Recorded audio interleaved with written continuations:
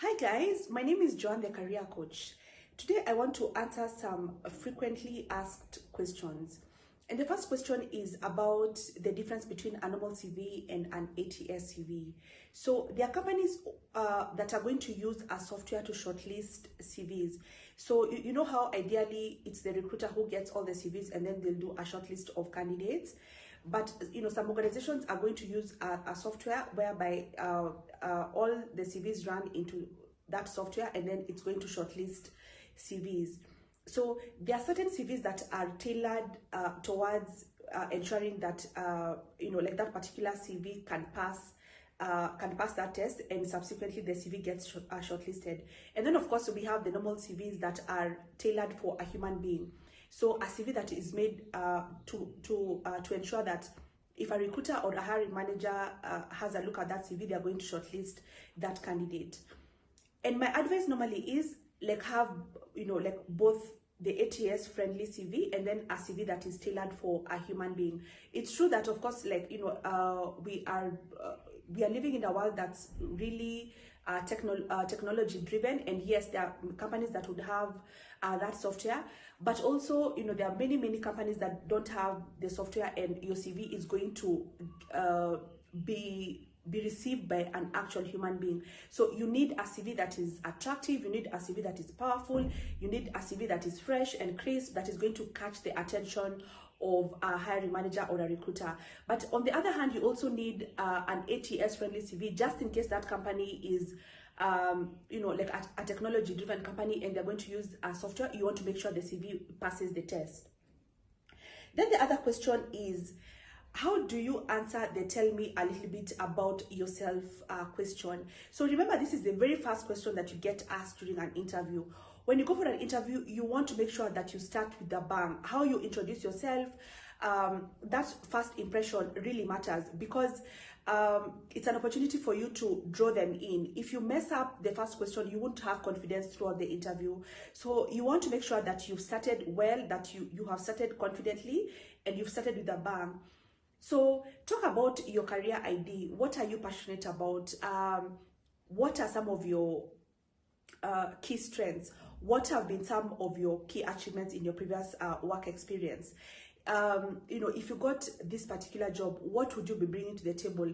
And of course, you want to end by talking about something else that you do out of work. So maybe you're passionate about baking, about traveling, or you work with a group of women or children, or you do something with your free time, or you volunteer your time to do XYZ. You want to mention that.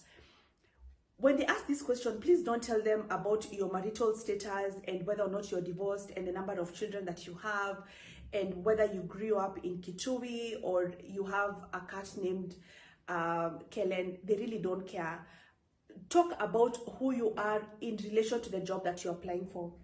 The other thing is, what kind of questions should you ask in the very end? So as I said, how you open the interview is very important, but also how you close, the very last thing that you say is also very important. I don't know if you've gone for an interview and the person before you is in there for like 2 hours and you can even hear them laughing and they are, telling each other stories, and it just sounds like it's so much fun in there. But then when you go for your interview, like 10 minutes and you're done, and you go home asking yourself like, what happened? Of course, most probably you're not going to get that job, and most probably the person who was in there laughing and having a very good time probably are the ones who got the job. So how is it that other people are able to form a connection with the panel, and then other people, you go in and it's so cold and it's not friendly, and under 10 minutes the interviews are up? What normally happens? One of the ways of forming a connection with the panel, or one of the ways that you can just strike a conversation, is the kind of questions you ask in the end.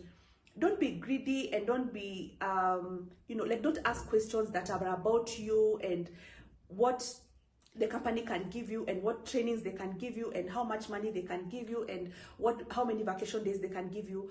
Use this opportunity to ask good questions. Ask questions about the role, about how what success means to them, how they're going to measure that success, what are some of the challenges you'd face, like if you're to get that job, what kind of person would be successful in that role, What is the reporting structure like? Is it a new position or is it a backfill, so that you know like what kind of problems you'll be inheriting? Ask very good questions in the end. It's going to break the ice between you and the panelists. And like once you get them talking, you know, like you create that good connection that you want to have at the end of the interview.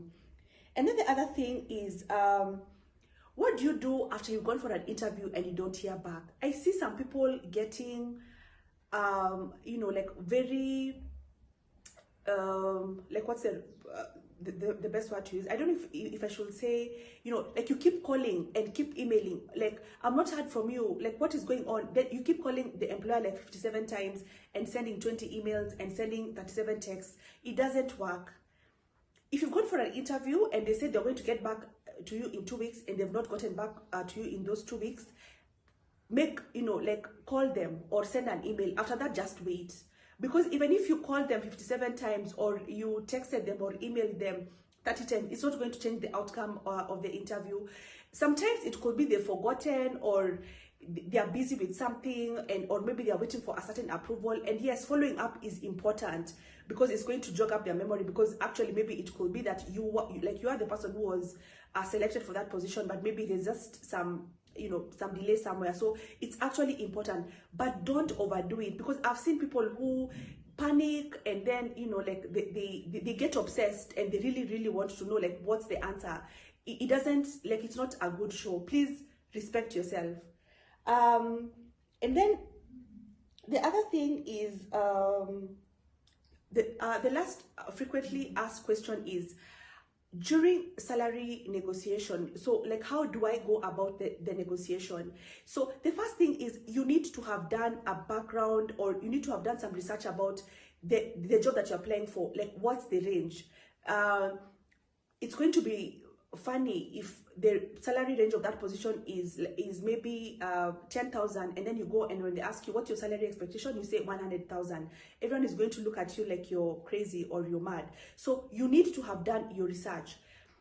But then also when they ask you what's your salary expectation, throw that question back to them, because for each and every job that has been advertised, the employer already knows their budget and how much they're going to pay.